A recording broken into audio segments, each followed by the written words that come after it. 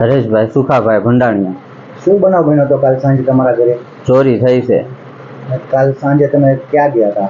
કાલે રાત્રે 8:30 વાગ્યા પછી હું ઘરેથી નીકળી ગયો અને હું મારા સાસરિયામાં બોટાદની બાજુમાં અણિયાળી કુંડલી ગામ રહ્યું, ત્યાં હું કુંડલી ગયો હતો. સવારમાં વહેલા 5:30 વાગે મારામાં ફોન મારા મામાનો આવ્યો. એટલે એને સવારમાં દુકાન છે પાન માવાની અને દૂધની, તે દૂધ લેવા ગયા એટલે એને મને ફોન કર્યો કે ઘરે ચોરી થઈ છે, એટલે તમે આવો. અમે સવારમાં આવ્યા હતા, બધું તોડેલું હતું, તાળા ને.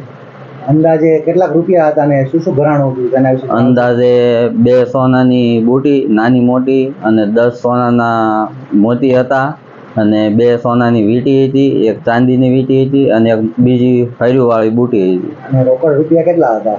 અંદાજે 1.5-2 લાખ રૂપિયા હતા. તો આપને આપના દ્વારા પોલીસમાં જાણ કરવામાં આવી હતી? હા, જાણ સવારમાં જાણ કરી, તપાસ કરી ગયા સવારમાં. પછી બીજી વાર 11 વાગે આવ્યા તપાસ કરવા, તપાસ કરીને ગયા અને અત્યારે અમે ત્યાં જઈએ છીએ પોલીસ સ્ટેશન.